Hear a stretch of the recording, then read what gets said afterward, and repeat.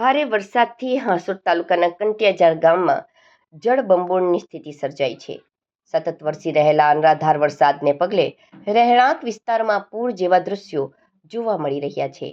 અનેક ઘરોમાં વરસાદી પાણી ઘૂસી જતા ગ્રામજનો મુશ્કેલીમાં મુકાયા છે. હાંસોટ પંથકમાં વહેલી સવારથી જ શરૂ થયેલા તોફાની વરસાદ કંટિયાજાર ગામને બાનમાં લીધું છે.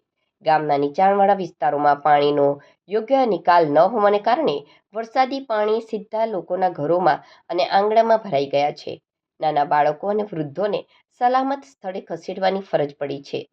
જનજીવન પ્રભાવિત થતા રસ્તાઓ પર પાણી ફરી વળતા વાહન વ્યવહાર અને સ્થાનિકોની અવરજવર સંપૂર્ણ બંધ થઈ ગઈ હતી. દર વર્ષની આ સમસ્યા હોવા છતાં તંત્ર દ્વારા કોઈ કાયમી નિકાલ ન કરાતો હોવાનો ગ્રામજનોનો આક્ષેપ હતો. દર ચોમાસે અમારે આ જ પરિસ્થિતિનો સામનો કરવો પડે છે. ઘરોમાં પાણી ભરાઈ જવાથી રાત આખી જાગીને કાઢવી પડે છે.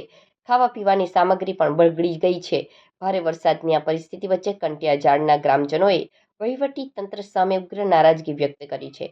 ગામના અગ્રણીઓએ માંગ કરી છે કે તંત્ર દ્વારા તાકીદે જેસીબી કે પમ્પિંગ મશીન મૂકીને પાણીના નિકાલની યોગ્ય કામગીરી કરવામાં આવે, જેથી વધુ નુકસાન થતું અટકાવી શકાય. જો આગામી કલાકમાં વરસાદ ચાલુ રહેશે તો સ્થિતિ વધુ વણસે તેવી ભીતિ સેવાઈ રહી છે.